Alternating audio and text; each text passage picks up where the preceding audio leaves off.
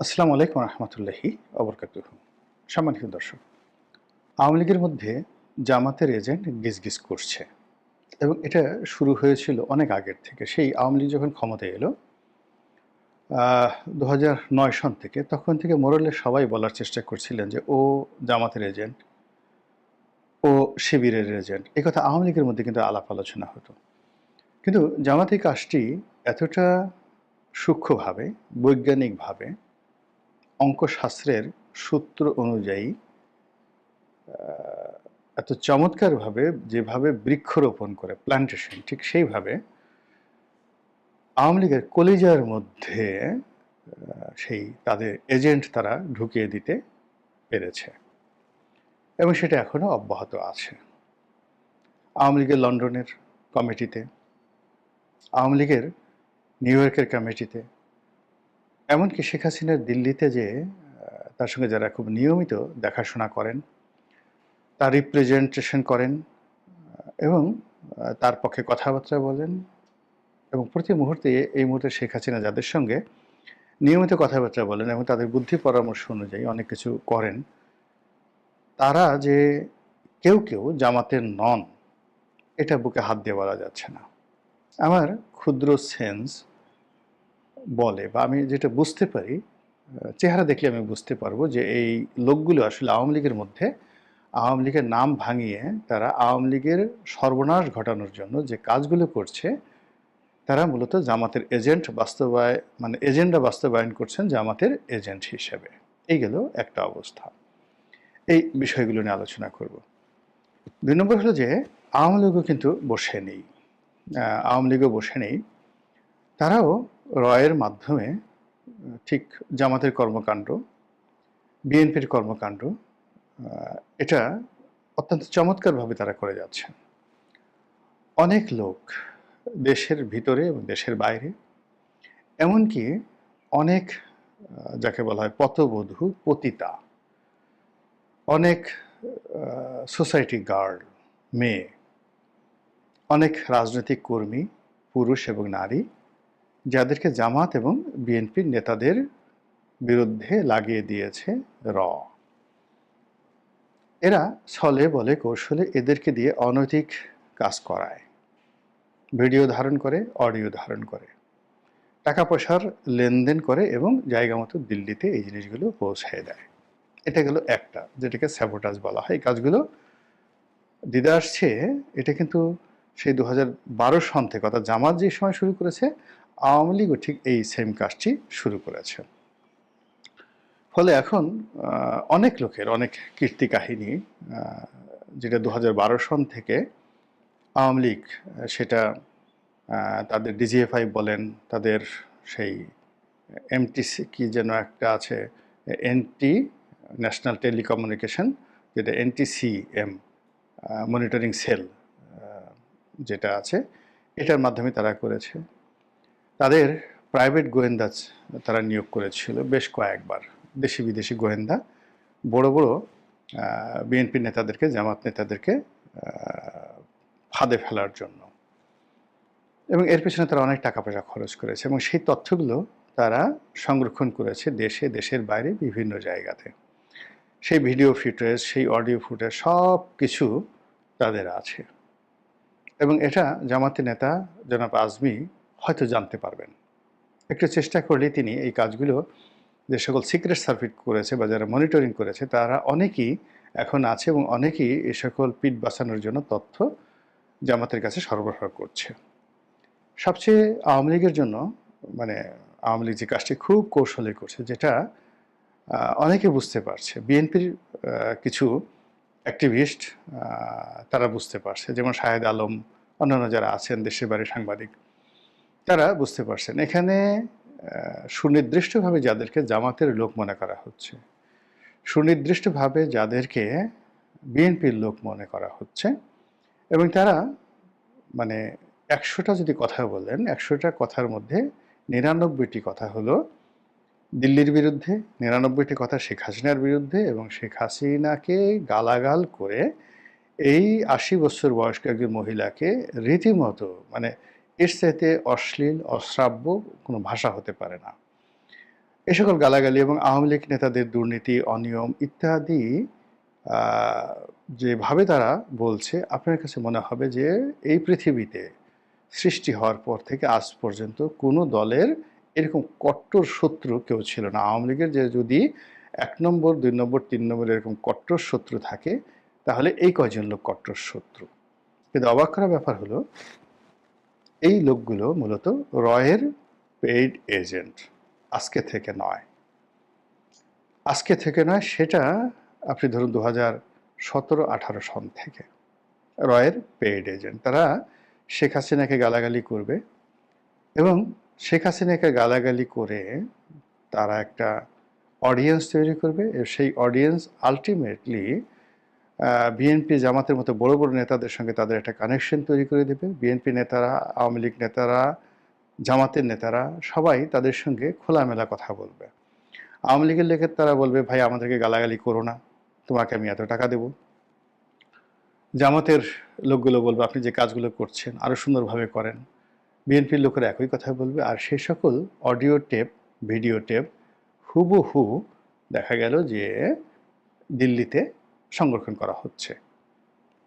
আর হঠাৎ করে একদিন দেখবেন যে সকালবেলা এই পুরো টিমগুলো তারা শেখ হাসিনার সঙ্গে বসে চা কফি খাচ্ছে এবং হাসাহাসি করছে। ঠিক এইভাবেই কাউন্টার ইন্টেলিজেন্স সিস্টেমটা সাজানো হয়। আপনারা যারা মাসুদ রানা পড়েছেন তারা এই ধরনের ঘটনা অহরহ জানেন, এভাবেই ঘটে থাকে। আপনারা যারা জেমস বন্ড দেখেন কিংবা অন্যান্য যে সকল যাকে বলা হয় এরকম গোয়েন্দা সিরিজগুলো রয়েছে, এমনকি আপনি কিরিটি রায়, ফেলুদা, সব জায়গাতে এরকম কাউন্টার ইন্টেলিজেন্স দেখবেন যে কাউন্টার ইন্টেলিজেন্সের মাধ্যমে ২০১২ সন থেকেই প্রবল আওয়ামী বিরোধী কিছু সোশ্যাল অ্যাক্টিভিস্ট, কিছু বুদ্ধিজীবী, কিছু লেখক এবং আমাদের সমাজে ঘুরে বেড়ায় কিছু মানুষ তৈরি করা হয়েছে যারা মূলত রয়ের এজেন্ট। এই কাজগুলো করা হচ্ছে। তারপর যেই জিনিসগুলো হচ্ছে সেটি হলো জামাতের যে লোকগুলো, জামাতের যে সমস্ত লোকজন যারা আওয়ামী লীগের মধ্যে ছিল জামাতের এজেন্ট হয়ে তাদের মধ্যে কিছু কিছু মানে লোভী যারা লোকজন রয়েছে, জামাতের তো সব লোক ফেরেশতা না, তাদের মধ্যে কিছু কিছু লোক আছে। আপনি চিন্তা করেন যেখানে হামাসের মধ্যে বেঈমান তৈরি করা গেছে এবং সেই হামাস যোদ্ধাদের সেই বেঈমান গ্রুপটির কারণে হামাসের ইসমাইল হানিয়ার মতো লোকজন মারা গেছেন ইসরায়েলের হাতে।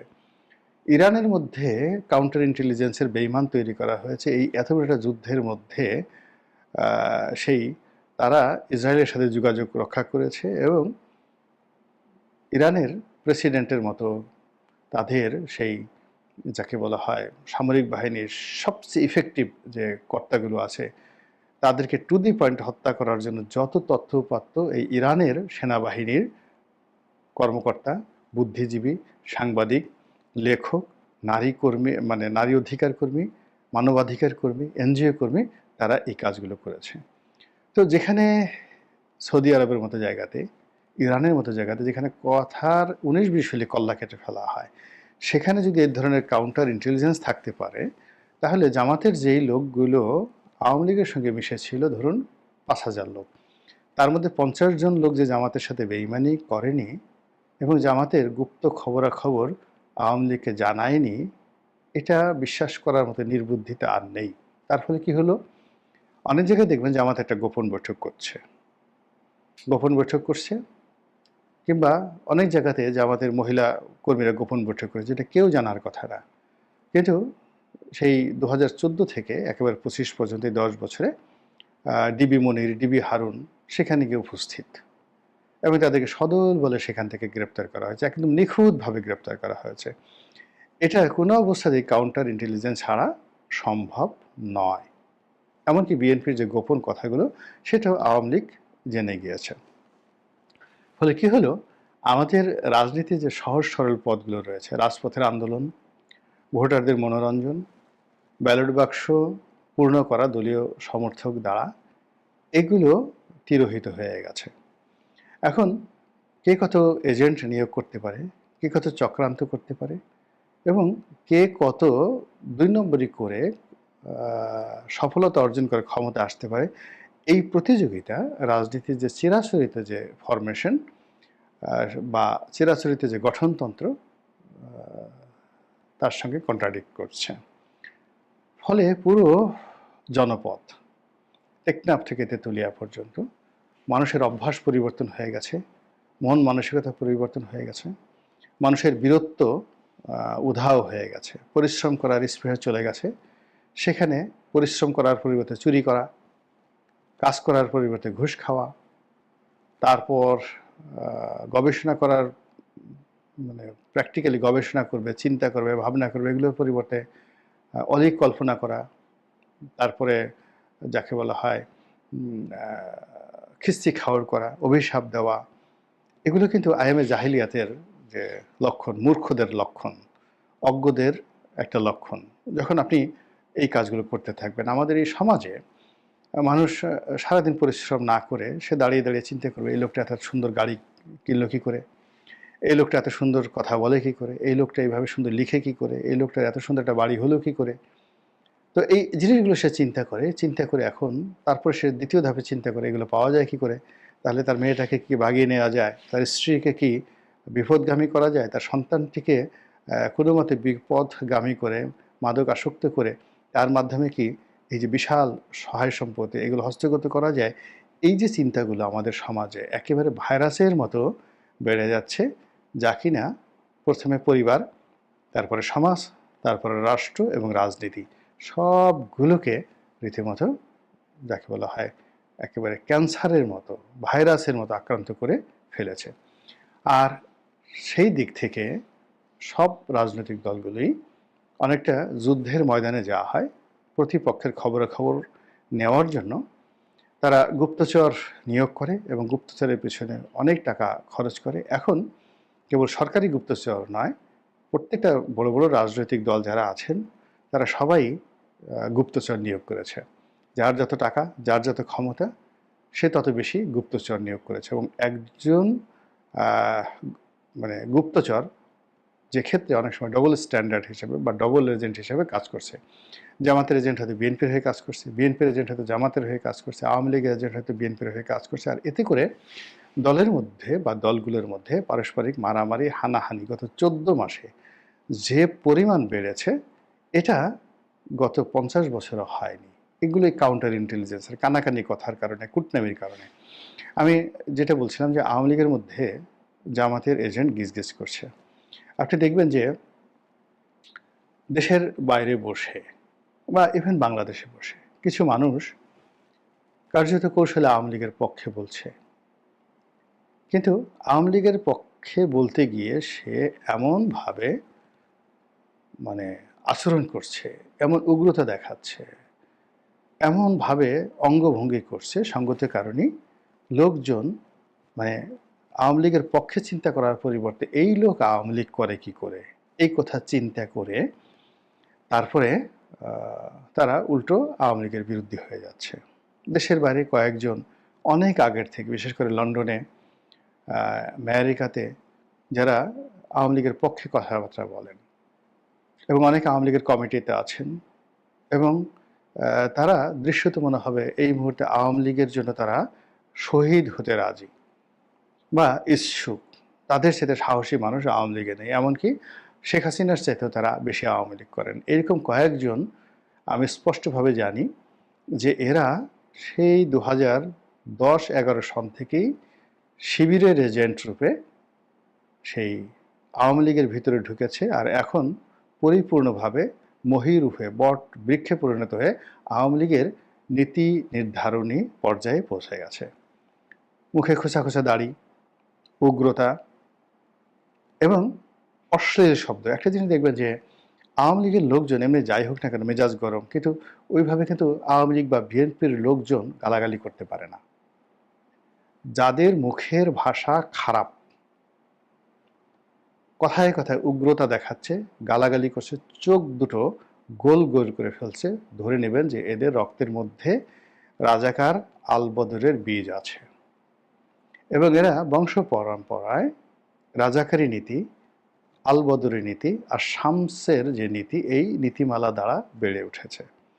ফলে সে সকল লোক মসজিদের ইমাম হোক, সে সকল লোক মন্দিরের পূজারী হোক, আলটিমেটলি এরা সেই রাজাকারের যে ধারাবাহিকতা, সেই ধারাবাহিকতা তারা বজায় রাখে। আওয়ামী লীগের যদি আইডেল ধরেন, সেই আওয়ামী লীগের আইডেলকে তাজউদ্দিন সাহেব, বঙ্গবন্ধু, সৈয়দ আশরাফ, ইভেন ওবায়দুল কাদের সাহেব। তা আওয়ামী লীগের এরকম শীর্ষ পর্যায়ের ১০০ জন নেতাকে, সাবের হোসেন চৌধুরী, তোফায়েল আহমেদ, আমির হোসেন আমর, সুরঞ্জিত সেনগুপ্ত, একজনের মুখে জীবনে একটা বাজে শব্দ শুনেছেন? বাজে কথা? আপনারা আওয়ামী লীগ সম্পর্কে বদনাম করেন। সিমিলারলি আপনি যদি বিএনপিতে যান, সেখানে এরকম অনেক ভদ্রলোক পাবেন। কিন্তু এই যে আমাদের সমাজে এখন যে অশ্লীল, অশ্রাব্য গালাগালি কারা করছে, অনলাইনে করছে, বাইরে করছে, আর মুনাফিকি কারা করছে, এটা বলার দরকার নাই। তো কাজেই বিএনপি হোক, আওয়ামী লীগ হোক কিংবা জামাত হোক, এই নাম ধরে যারাই গালাগালি করছে, প্রতিপক্ষকে খিস্তি খাওয়ার করছে, আপনি ধরে নেবেন এদের সকলের মূল এক। এরা শুধুমাত্র সময়ের প্রয়োজনে কেউ ডবল স্ট্যান্ডার্ড, কেউ ডবল এজেন্ট, কেউ কাউন্টার ইন্টেলিজেন্স এর যে পদ্ধতি, সে অনুযায়ী তারা দেশ, জাতি এবং রাজনীতির সর্বনাশ করছে। বিএনপি এবং আওয়ামী লীগের মতো যারা রাজনৈতিক দল, এই সোজা একটা জিনিস, মানে আমরা লতে একটা বিষয় পড়েছি, বাই বর্ন ক্রিমিনাল, মানে জন্মগতভাবে কিছু লোক অপরাধী হিসেবে জন্ম নেয়। ২ নম্বর হলো যে মানুষের অঙ্গভঙ্গির মধ্যে তার অপরাধ প্রবণতা ফুটে ওঠে, মানুষের ভাষার মধ্যে তার অপরাধ প্রবণতা ফুটে ওঠে, তার ইচ্ছা শক্তি ফুটে ওঠে, এমনকি হাতের লেখার মধ্যে তার অপরাধ প্রবণতা ফুটে ওঠে। তো সেই দিক থেকে আওয়ামী লীগের লোকজন যারা জামাতের বট বাহিনীর ভাষায় গালাগাল করছে, প্রতিপক্ষকে রাগারাগি করছে, আপনি নিশ্চিত ধরে নেন যে ওটা রাজাকারের রক্ত, ওটা আওয়ামী লীগের রক্ত নয়।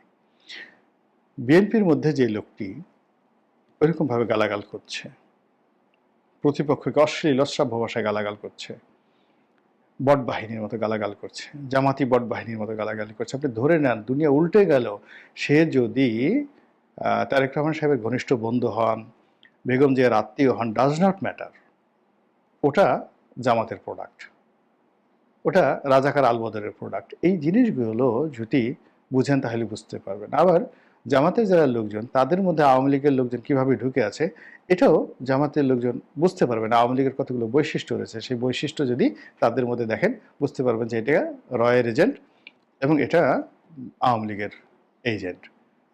তো এই যে সেটা কি, সেটা হলো কোনটা রয়ের এজেন্ট। আমি জামাতকেও বলে দিই, এর কারণ হলো বিএনপিকে বলছি, আওয়ামী লীগকে বলছি, জামাতে বলবো, জামাতের ব্যাপারে বলেন না কেন। জামাতের যে লোকগুলো যারা বিএনপির মধ্যে এবং আওয়ামী লীগের মধ্যে ঢুকে আছে, তারা হোমোজেনিয়াস, মানে সব সময়ই তারা গালাগালি করে, খিস্তি খাওয়ার করে, চোখ মুখ ভেংসি দিয়ে, মানে সবসময় 24 আওয়ার্স, এবং তাদের শুরু থেকে শেষ পর্যন্ত কখনো ভালো কিছু তাদের মধ্যে নেই। এটা হলো রাজাকারী, আলবদরি আর শামসির স্বাভাবিক বৈশিষ্ট্য। আর রয়ের এজেন্ট হিসেবে যারা জামাতের মধ্যে আছে, জামাতের পক্ষে বলার চেষ্টা করছে, তারা একবার ওয়াজ করবে, একবার ভালো কথা বলবে, একবার সাহিত্য নিয়ে, দর্শন নিয়ে কথা বলবে, একবার হুজুর হওয়ার চেষ্টা করবে, আবার একটু পর অসভ্য হওয়ার চেষ্টা করবে, ধর্ষণকারী হওয়ার চেষ্টা করবে, উলঙ্গ হওয়ার চেষ্টা করবে। এই জিনিসগুলো দেখে বুঝতে পারবেন যে এগুলো রয়ের এজেন্ট, এরা ডবল স্ট্যান্ডার্ড করছে। এরা মানে আওয়ামী লীগের যে বেসিক ফান্ডামেন্টাল যে ক্যারেক্টারিস্টিক্স, সেটার সঙ্গে বাকি যে জিনিসগুলো, অভিনয়গুলো যুক্ত করছে, সেটা নিয়ে তারা হোমোজিনিয়াস হতে পারছে না। মহান আল্লাহ আমাদের সবাইকে হেদায়েত দান করুন এবং হেফাজত করুন। আসসালামু আলাইকুম ওয়া রাহমাতুল্লাহি ওয়া বারাকাতুহু।